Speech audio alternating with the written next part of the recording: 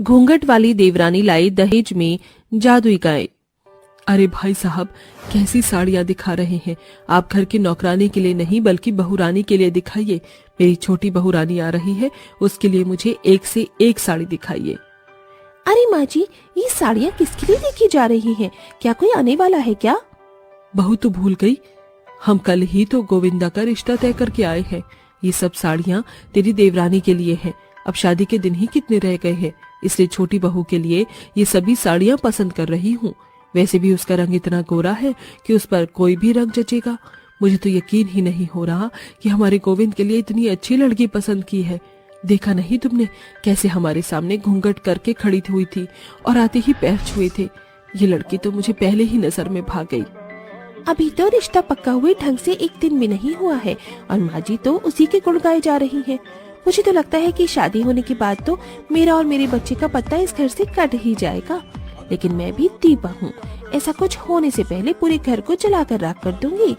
मन ही मन इतना सोचकर दीपा अपने कमरे में चली जाती है। इनको देखो, जब देखो नशे में धुत पड़े रहते हैं। अरे आपको कुछ होश भी है या नहीं? घर में क्या हो रहा है? अरे जब देखो कौओं की तरह काव काव काव करके मेरे पीछे पड़ी रहती है। चल हट, मुझे सोने दे। इनसे तो कुछ नहीं होने वाला। अब लगता है मुझे ही कुछ करना पड़ेगा। दीपा घर की बड़ी बहू थी। दीपा का पति अमर 24 घंटे नशे में ही रहता था, जिसके चलते दीपा को हमेशा अपने और अपने 5 साल के बेटे मोनू की फिक्र सताती थी। लेकिन दीपा की फिक्र चिंता में तब बदल गई जब उसे पता चला कि उसकी देवरानी आने वाली है। कहीं देवरानी और उसके होने वाले बच्चों का नाम सारी जायदाद न हो जाए, इसी के डर से दीपा चालबाजी करने का सोचती है। समय गुजरता है और गोविंद की शादी हो जाती है। ज्योति मेरी बच्ची, आज तुझे देने के लिए मेरे पास इस राम प्यारी के अलावा कुछ भी नहीं है। अपने बापू को माफ कर देना। अरे भाई साहब, ये आप कैसी बातें कर रहे हैं? आपको इसकी भी कोई जरूरत नहीं है। हमारे पास भगवान की कृपा से किसी भी चीज की कमी थोड़ी ना है। बहन जी, ये तो आपके अच्छे विचार हैं जो आप ऐसी सोच रखती हैं, लेकिन इस राम प्यारी को मेरी बेटी ने बचपन से पाला है, इसलिए इसे इसके साथ ही आने दीजिए।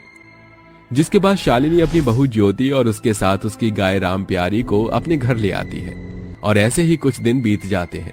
दीपा अपनी चालाकी से ज्योति से दिन रात घर के सारे काम करवाती है और खुद आराम करती है।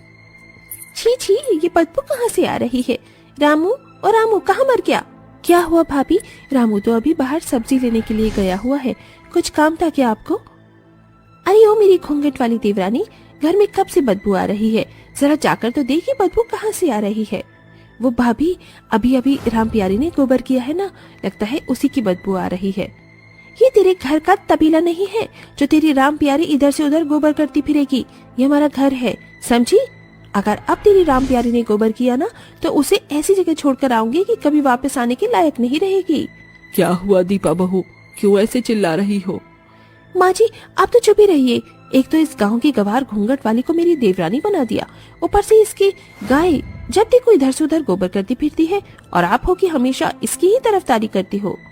बहू भूल मत, मैं तेरी सास हूँ ना कि तू मेरी, समझी? तमीज से बात कर। क्या तेरे परिवार वालों ने तुझे किसी से बात करने की तमीज नहीं सिखाई क्या? मेरा तो पता नहीं माँ जी, लेकिन लगता है तमीज आप में नहीं है कि अपने घर की मालकिन से कैसे बात करनी चाहिए। क्या मतलब तेरा? लगता है अब वो समय आ ही गया कि मैं आपको सच्चाई बता दूं। आपकी सारी प्रॉपर्टी, जमीन जायदाद मैंने सब अपने नाम करवा ली है। इस घूंघट वाली बहू के आने से आप इतनी बिजी हो गई थी कि आपने तो अपनी प्रॉपर्टी पर ध्यान देना ही छोड़ दिया था। मेरे लिए बहुत आसान था कि लॉयर को थोड़े पैसे खिलाकर सारी प्रॉपर्टी अपने नाम करवा लूं। अब मैं इस घर की मालकिन हूँ और आप इस घर की नौकरानी। भाभी तमीज से बात कीजिए माँ से।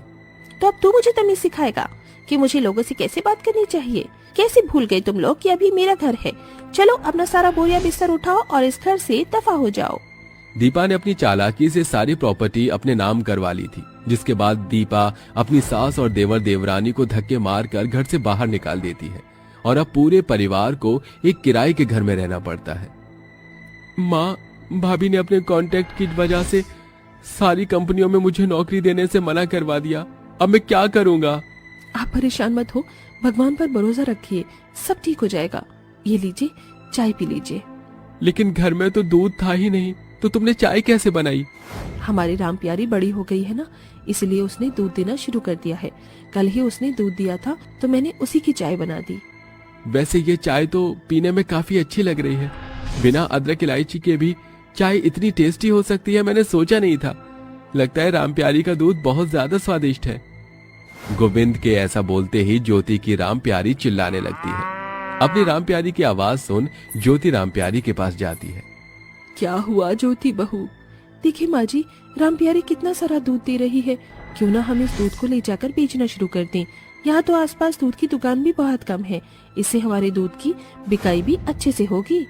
ज्योति का आइडिया शालिनी को काफी ज्यादा पसंद आता है, जिसके बाद वो पूरा परिवार दूध बेचने का काम करता है। तुम कौन हो? पहले तो तुम्हें यहाँ कभी नहीं देखा। मैं यहाँ नया आया हूँ। आपको कितने लीटर दूध चाहिए?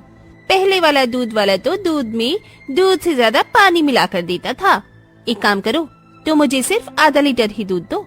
अगर दूध अच्छा हुआ तो ही मैं आइंदा तुमसे खरीदूंगी। गोविंद उस कस्टमर को आधा लीटर दूध बेचकर वहाँ से चला जाता है और ऐसे ही कई कस्टमर को दूध बेचता है।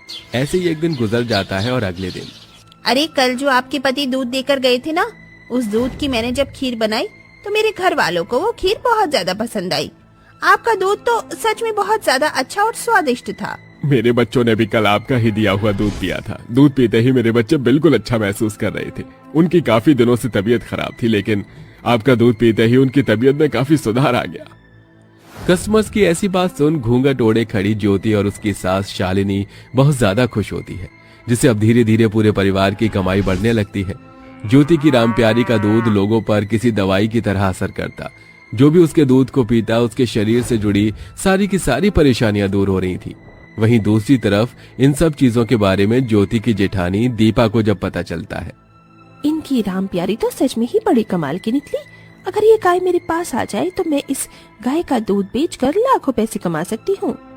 दीपा के मन में अब राम प्यारी के लिए लालच पैदा हो जाता है, जिसके बाद दीपा जैसे ही रात को राम प्यारी के पास जाकर उसे चोरी करने की कोशिश करती है तो राम प्यारी अपने सींग से दीपा को उठाकर दूर फेंक देती है। दीपा के चिल्लाने की आवाज सुनकर सभी लोग घरों से बाहर आ जाते हैं। हाय रे मेरी कमर। दीपा बहू, तू यहाँ क्या कर रही है? वो माँ जी, मुझे एहसास हो गया कि जो मैंने किया था वो बहुत गलत था, इसलिए मैं आप लोगों के पास माफी मांगने आई थी। लेकिन आपकी राम प्यारी ने तो मुझे बहुत तेज टक्कर ही मार दी।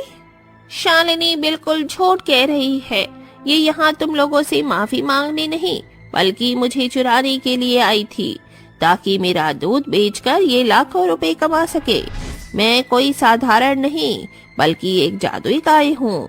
मेरे दूध में इतनी ताकत है कि वो बीमार इंसान को भी ठीक कर सकती है। भाभी, आपको शर्म नहीं आई मेरी राम प्यारी को चुराते हुए? अरे आज तक आपने मेरे और मेरे परिवार के साथ इतना बड़ा शुरूर किया, मुझे गवार कहकर ताने दिए, मेरे घूंघट ओढ़ने पर मजाक उड़ाया। मैं सब कुछ बर्दाश्त करती, लेकिन आज तो आपने हद ही कर दी। निकल जा मेरे घर से। अगर आइंदा मेरे घर के आसपास भी दिखाई दी ना तो तेरी टांगे तोड़कर रख दूंगी। शालिनी और ज्योति की बात सुन दीपा वहां से डर के मारे भाग जाती है, जिसके बाद राम प्यारी के जादुई दूध की वजह से अब पूरे परिवार की बहुत अच्छी तरक्की हो जाती है और पूरा परिवार अपनी जादुई गाय के साथ खुशी खुशी